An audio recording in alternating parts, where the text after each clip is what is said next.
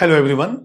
इस वीडियो में मैं डिस्कस करने वाला हूं test of molecular collision theory और जिससे हमने डिराइव किया है अर्हीनियस इक्वेशन। फिर देखेंगे इसके लिमिटेशंस क्या हैं, क्या चीजें ये एक्सप्लेन नहीं कर सकता है और इसका वीकनेस क्या है। आखिर इस थ्योरी में क्या ड्रॉबैक है जिसकी वजह से एक्सपेरिमेंटल वैल्यू और कैलकुलेटेड वैल्यू दोनों अलग अलग आते हैं। तो सबसे पहले देखते हैं हम लोग जो अर्हीनियस थ्योरी का जो फॉर्मूला है k इज इक्वल टू ए और ये हो जाएगा minus E A divided by R T. अब यहां पे देखिए, जब हम रेट कांस्टेंट जब हम k कैलकुलेट करते हैं और जब थ्योरेटिकल वैल्यू और एक्सपेरिमेंटल वैल्यू में हम कंपेयर करते हैं तो देख रहे हैं ये जो है ऑलमोस्ट बराबर जैसा आता है, ऑलमोस्ट इक्वल नहीं है। तो जब इक्वल नहीं है तो हम कोशिश करते हैं कि इसको किसी तरह भी वैल्यू को क्लोज लाने का। तो यहां पे हम देखेंगे, यहां पे लिखेंगे experimental value of k and, अब देखिए एक्सपेरिमेंट तो हम करेंगे और एक कैलकुलेशन भी करेंगे, कैलकुलेशन इस फॉर्मूले से करेंगे। तो यहां पे डिफरेंस आ रहा है, experimental value of k and calculated value is different. अच्छा, अब डिफरेंट है तो फिर हमें कंपनसेट करना है। तो फिर फाइनली क्या किया गया, इसके अंदर एक स्टेरिक फैक्टर होता है, उसका जो है मल्टीप्लाई किया गया। तो यहां पे देखिए ये फॉर्मूला अब हो गया k is equal to P multiplied by a और यहां पे देखिए e raise to power minus A by R T. इस फॉर्मूले में देखिए ये चेंज लाया गया। अब यहां पे p है स्टेरिक फैक्टर, तो इसको लिखेंगे p is called steric factor. ठीक है, तो अब ये हो गया। जैसे आप याद कीजिए सॉल्यूशन के चैप्टर में जब हम कॉलिगेटिव प्रॉपर्टी की बात करते हैं और वहां पे वैल्यू डिफरेंट आता है तो वहां पे हम मल्टीप्लाई करते हैं वांट फैक्टर i का। उसी तरह से ये दोनों वैल्यूज जो थे उनके गैप में जो आ रहा है, डिफरेंस जो आ रहा है, उसको ब्रिज करने के लिए एक फैक्टर का मल्टीप्लाई किया गया p इंटू ये। ऐसा कर दिया, पहले सिर्फ a था, अब ये जो है ये दोनों मिलाकर जो है एक्सपेरिमेंटल वैल्यू देते हैं और ये काफी क्लोज हो भी जाता है। इसके लिए अब एक एग्जांपल देखते हैं हम लोग। यदि हम लोगों ने H2 plus I2 gives HI ये इक्वेशन लिया, ये देखिए गैस स्टेट में ये भी है, गैस स्टेट में ये भी है, ये बैलेंस हो गया। अब यहां पे हम देखते हैं कि एक एक्सपेरिमेंटल वैल्यू का डिटर्मिनेशन करेंगे और एक कैलकुलेटर वैल्यू का, और देखते हैं दोनों क्लोज में है या नहीं है। जनरली क्या होता है, एक्सपोनेंट से ही हम कंपेयर कर लेते हैं। तो यहां पे वैल्यू ऑफ k, अब यहां पे अब ये एक इंफॉर्मेशन जो आपको दे रहा हूं, तो ये वैल्यू को याद करने की जरूरत नहीं है, ये अंडरस्टैंड करना है कि ठीक है ऑलमोस्ट नियरली इक्वल वैल्यू हो गया तो ठीक है, ये मॉलिक्यूलर कोलिजन थ्योरी। लेकिन फिर बाद में प्रॉब्लम क्या है वो भी देखेंगे। तो यहां पे एक्सपेरिमेंटल वैल्यू, अभी देखिए k का ही हम निकाल रहे हैं वैल्यू, एक बार एक्सपेरिमेंट करके और एक बार कैलकुलेट करके। तो ये वैल्यू आता है 3.5 इंटू 10⁻⁻⁷। और यदि हम लेते हैं कैलकुलेटेड वैल्यू, अब ये कैलकुलेटेड वैल्यू देखिए आप, ये करीब आ रहा है 4.8 इंटू 10⁻⁷। अब ये 3.5 और 4.8 नहीं देखना है, हमें तो एक्सपोनेंट देखना है, 10⁻⁷ दोनों में है, मतलब ऑलमोस्ट वैल्यूज आर इक्वल। तो यहां पे हम लिख सकते हैं both the values are almost equal। तो ये हमने देखा कि ठीक है, हमारा टेस्ट हो गया कि कोलिजन थ्योरी जो है ये करेक्ट है, क्योंकि ऑलमोस्ट इक्वल आ गया है। अभी ऑलमोस्ट ही हम कॉम्प्रोमाइज कर रहे हैं, फिर देखेंगे कि आखिर डिफरेंस का कारण क्या है। ठीक है, अब देखते हैं इस मॉलिक्यूलर कोलिजन थ्योरी जिससे हमने डिराइव किया है अर्हीनियस इक्वेशन, इसका लिमिटेशंस क्या है।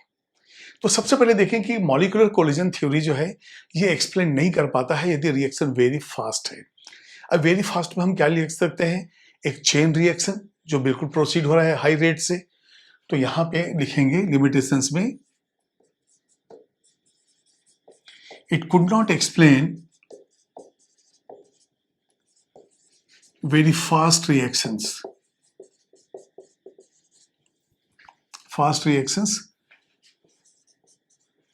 like chain reaction। अब यहां पे देखिए, यदि कोई रिएक्शन रिवर्सिबल है वो भी एक्सप्लेन नहीं होता है, तो यहां पे लिखेंगे reversible reaction is not explained, reversal reaction is not explained. अब ये जो फास्ट रिएक्शन है और यदि कोई कॉम्प्लिकेटेड रिएक्शन है तो उसको भी हम एक्सप्लेन नहीं कर पाते हैं। Third one, complicated reactions are not explained.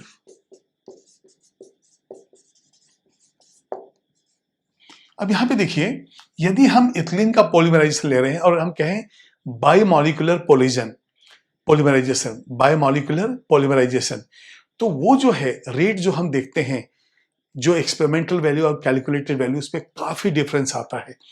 तो यहां पे देखेंगे difference in rate of polymerization of C2H4, और ये पॉलीमराइजेशन कैसा होना चाहिए?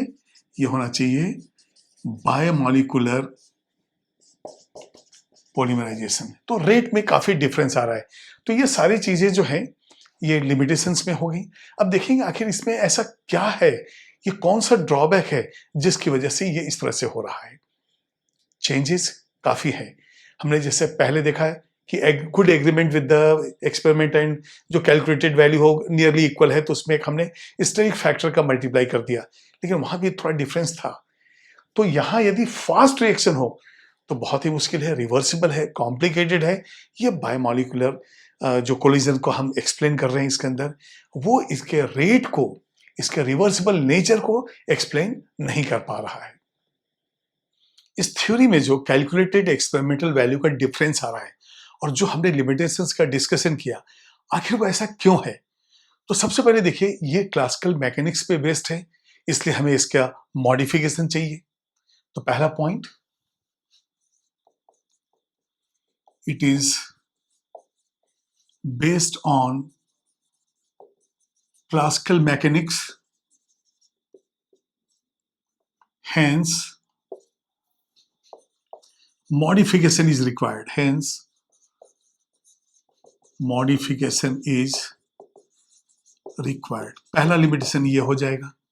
अब सेकंड हम देखेंगे कि जब हम एक्टिवेशन एनर्जी को कैलकुलेट करते हैं यहां पे, तो क्या होता है? एक्टिवेशन एनर्जी में सिर्फ हम ट्रांसलेटरी मोशन ले रहे हैं, वाइब्रेटरी, ऑक्सिलेटरी, ये सब हम कुछ भी कंसीडर नहीं कर रहे हैं।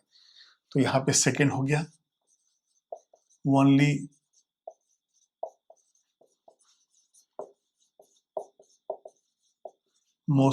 ट्रांसलेटरी मोशन इज यूज्ड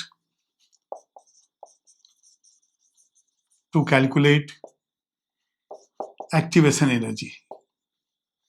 यहां पे वाइब्रेशनल, रोटेशनल, ये कोई भी एनर्जी इंक्लूडेड नहीं है। तो यहां पे हम लिख सकते हैं rotational, vibrational energy is not considered. ये बिल्कुल क्लियर हो गया। अब एक और जो लिमिटेशंस है, एक और जो प्रॉब्लम है इस थ्योरी में, वो है कि हम मॉलिक्यूल्स को परफेक्टली इलास्टिक और एक स्फेरिकल हम लेते हैं।